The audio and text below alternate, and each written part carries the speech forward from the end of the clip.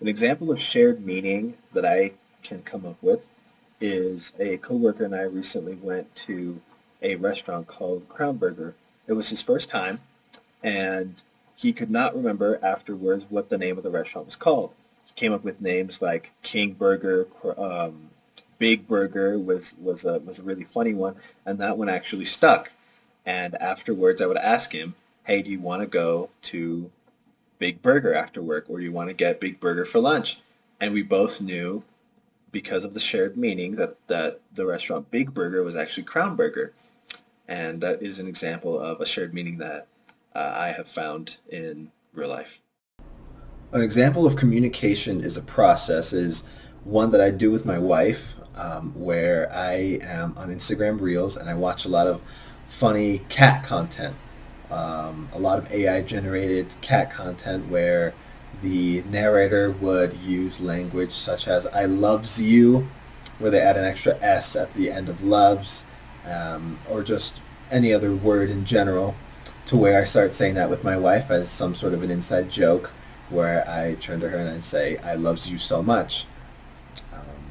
It wasn't until recently that she actually started saying it back in that sort of cat content sort of way by adding S's towards the end of certain words that made it seem like she was the narrator of those cat videos.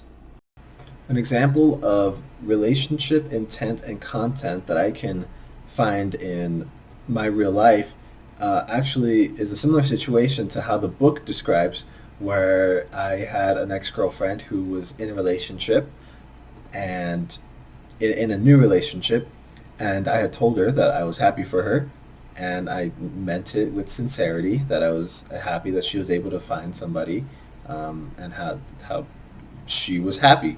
But to her, it might have come across as maybe there was um, a different meaning to how I had said it.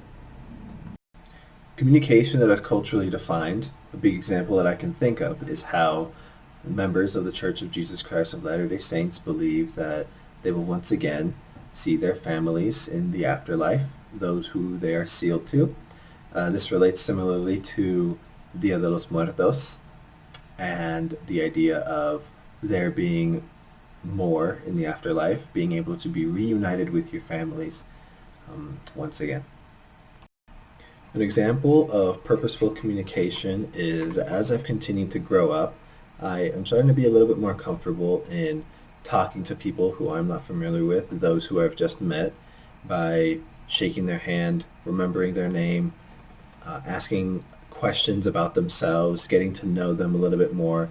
That way, I leave that interaction being genuine and just getting to know somebody's story. I believe that people's stories are very important to tell.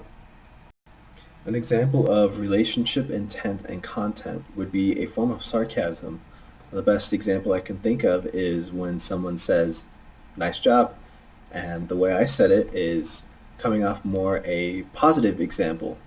You could also say it as, "Nice job." Very plain and flat, giving a more sarcastic, negative implication to that.